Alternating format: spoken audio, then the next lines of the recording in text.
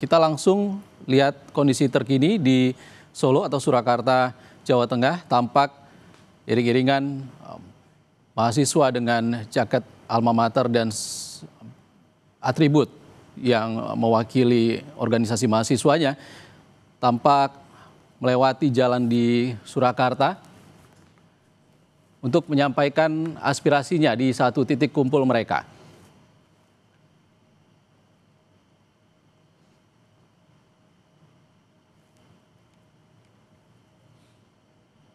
Saudara, kami masih bersama dengan mantan wartawan Istana Harian Kompas, Mas Har atau Suhartono. Mas Har, ya. Tadi seperti yang kita lihat masih ramai di Jakarta, ini juga visual terkini ada di Solo.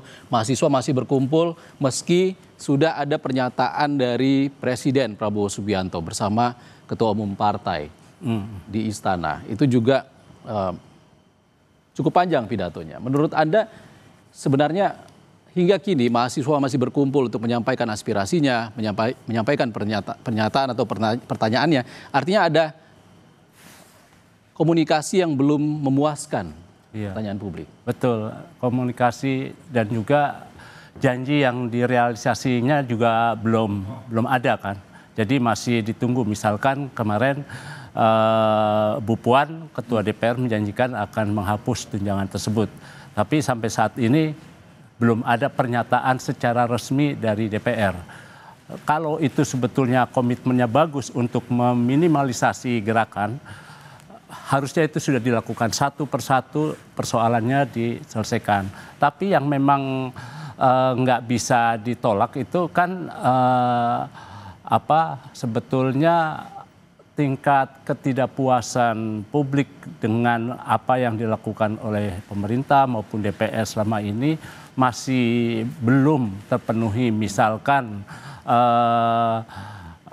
sekarang masalah ekonomi, harga beras yang tinggi gitu ya, lalu dengan harga-harga barang kebutuhan pokok yang juga makin merambat naik, sementara daya beli masyarakat berkurang. Lalu sudah ada lagi rencana pengenaan pajak di berbagai bidang.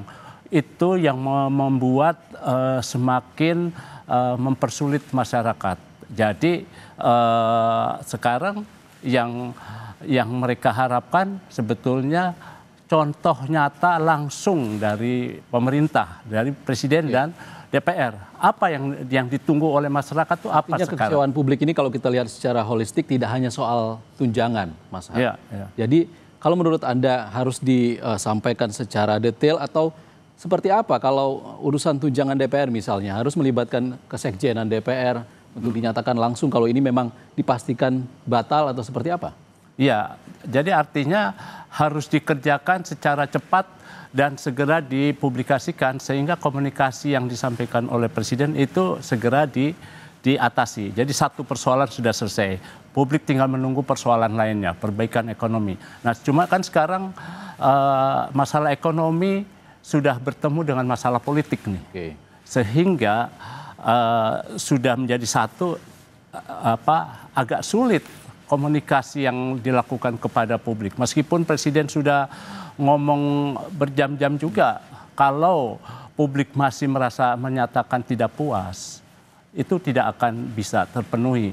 Baik. Sekarang ada rencana bertemu dengan para tokoh agama atau ormas ya.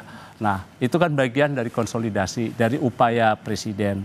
Nah, tapi juga langkah lainnya yang bukan sekedar pernyataan himbauan, tapi kebijakan yang nyata yang ditunjukkan oleh para menteri itu juga betul-betul dapat dirasakan oleh publik. Baik. Dan juga kan tingkat kepuasan publik ini kan sudah kemana-mana ya, rendah sekali ini. Jadi memang bagaimana sekarang baik pemerintah maupun DPR memberikan kepercayaan yang tinggi gitu ya. Nah, saya dulu ingat ketika 17 Agustus beberapa tahun yang lalu itu Presiden dan Wapres duduk berdua di veranda istana, di belakang Istana Merdeka yang terbuka ke publik, terbuka. Jadi semilir angin bisa masuk. Sekarang kan udah enggak.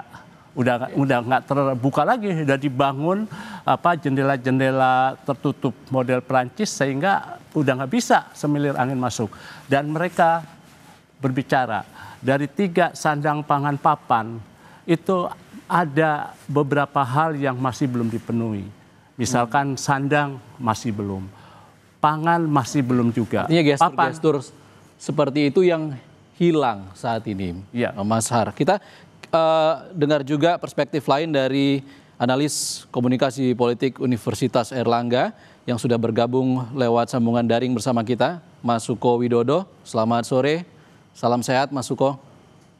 Selamat sore.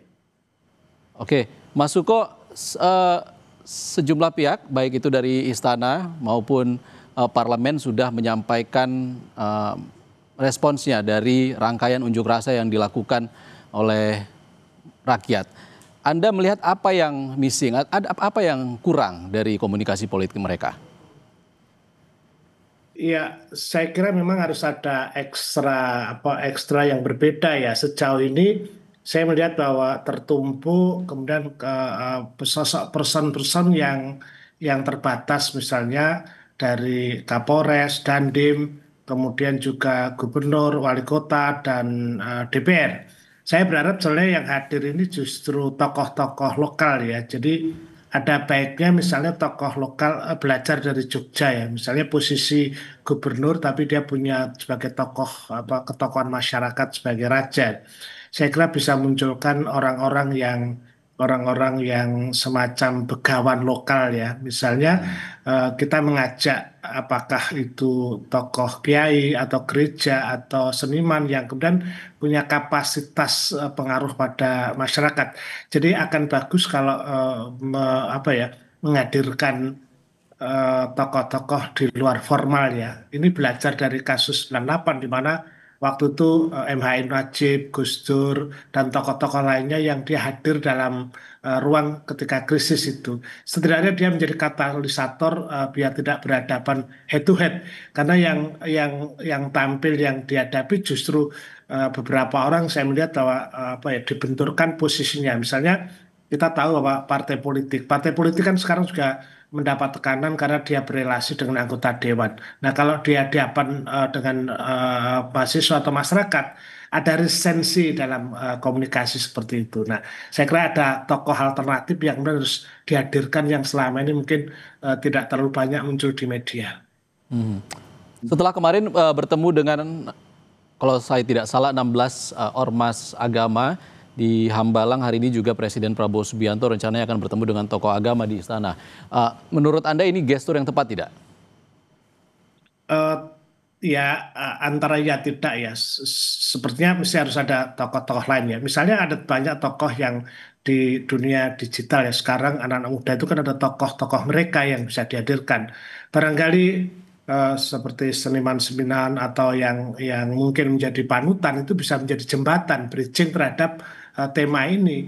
Kalau sistem komunikasinya berhadapan dengan tokoh yang karena mereka akan menjadi berpikir menuduh ya, ini tokoh ini bagian jadi kekuasaan misalnya, sekalipun tokoh itu tokoh non struktural pemerintah, itu juga masih, saya secara psikologi saya malah tertarik kalau misalnya beberapa rektor yang menjadi idola anak muda, mahasiswa atau tokoh budaya itu akan menjadi penyambung itu. Karena ini saya melihat bahwa ini kan semua pada menunggu, dan saya lihat di beberapa daerah itu juga masih ada informasi-informasi yang oke, mungkin 1-2 hari diredam, tapi kan mereka punya agenda-agenda yang bersama. Jadi butuh semacam pendekatan kultural lah, semacam selamatan, berdoa bersama. Tidak, kan ada beberapa daerah yang mengadakan deklarasi damai, itu tidak cukup. Cara-cara formal itu yang saya kira harus dihentikan dulu, tapi mungkin secara informal hadirkan sosok-sosok ibu. Jadi dari semua lini gitu loh. Itu mungkin bisa mendamaikan kondisi seperti ini. Baik. Daripada kemudian nanti akan terjadi bahwa akan muncul, kan kita lihat bahwa tokoh-tokoh pun akan dilempari sesuatu yang tidak mengenakan juga. Jadi mesti harus ada tokoh alternatif yang dipilih secara apa ya, secara, dan yang kedua soal trust ya, ketulusan ya. Kalau melihat perbincangan anak-anak muda itu kan saya lihat bahwa mereka seperti apa ya, masih masih belum puas ya. Maka cara komunikasi harus tulus, tidak formal, atau mungkin lebih pada titik tertentu apa ya, menurut saya para wali kota bupati kalau perlu mendatangi ruang-ruang anak-anak muda itu, membicarakan, dan mereka bisa hal yang dengan cara-cara kultural, saya kira jauh lebih lebih akan bagus daripada cuman apa, mari kita berdamai, kita deklarasi semacam itu.